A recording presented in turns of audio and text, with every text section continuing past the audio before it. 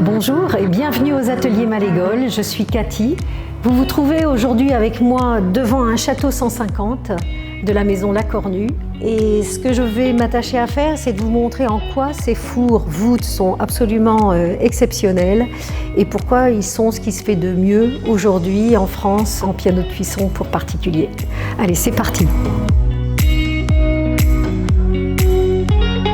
Alors sur ce modèle d'1,50 m, on voit quatre portes, évidemment 2 portes de four et 2 portillons de commande.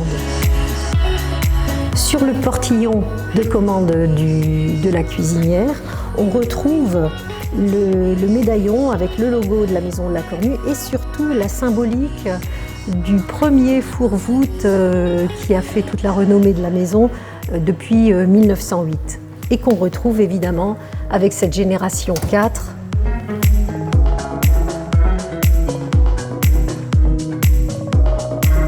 Ce four réunit 3 modes de transmission de la chaleur et c'est ça qui le rend totalement unique. C'est-à-dire qu'on va bénéficier de convection, de radiation et de conduction. La conduction viendra du disque de fonte massive qui est sur la sole du four. La forme de voûte va permettre une convection et une circulation de la chaleur qui va entourer ce que vous allez enfourner. Et en dernier lieu, évidemment, toutes les parois qui vont venir par radiation continuer de chauffer votre four.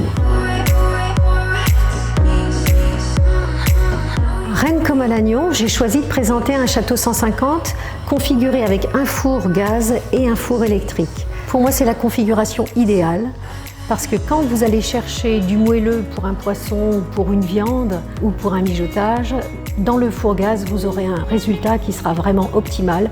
Quand vous aurez besoin d'aller chercher du croustillant pour une pâte feuilletée par exemple ou pour des biscuits, le four électrique, on ne pourra pas mieux. Pour l'instant, je vous parle de théorie, mais vous voyez bien que j'ai enfilé mon tablier. Donc le mieux, c'est qu'on y aille et qu'on fasse quelques recettes ensemble. J'ai juste à choisir la température et l'allumage est automatique.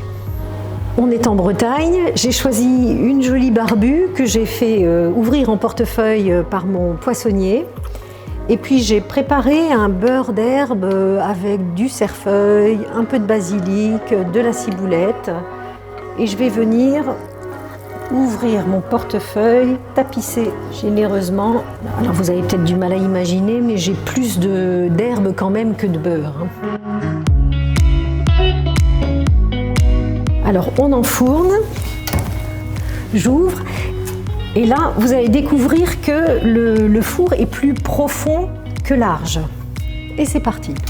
Alors, qu'est-ce qu'on va mettre dans notre four électrique? Eh bien, j'ai choisi de vous proposer des financiers au sarrasin. C'est une recette de Éric Jubin de Pont-Aven que j'ai tirée de son livre Vive le blé noir.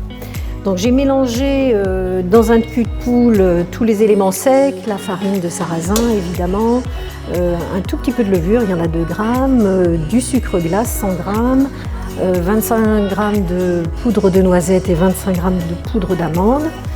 Je vais ajouter 90 grammes de blanc d'œuf, ça se mélange tout seul.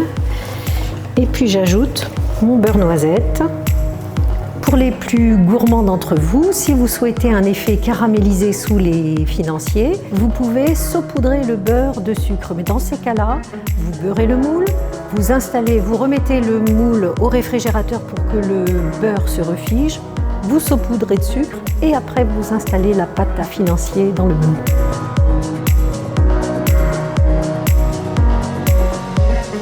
On enfourne.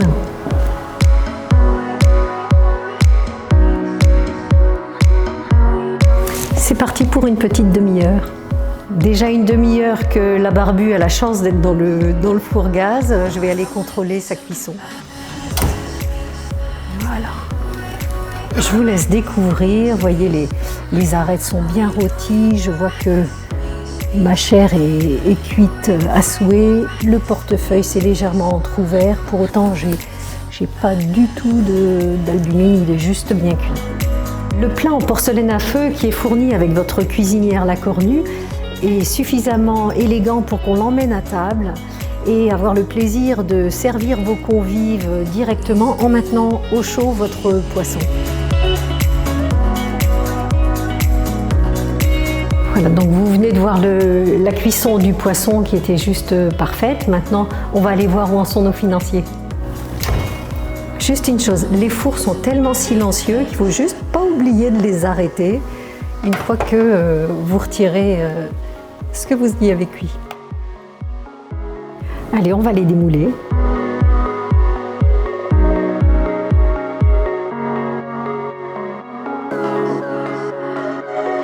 C'est terminé pour aujourd'hui. On a évoqué les fours. La prochaine fois, je vous proposerai de travailler sur le teppanyaki pour montrer qu'on ne fait pas que saisir sur un teppanyaki. Et puis, quand on voit cette puissance de brûleur, évidemment, on fera aussi des cuissons wok. Donc, si vous voulez avancer dans votre connaissance des pianos de cuisson La Cornue, je vous invite à découvrir les différentes vidéos que nous avons déjà produites. Elles sont sur notre site www.ateliermalégol.com. Et puis évidemment, si vous avez envie de vous mettre aux manettes, bienvenue dans un de nos showrooms à Lannion ou à Rennes. À bientôt!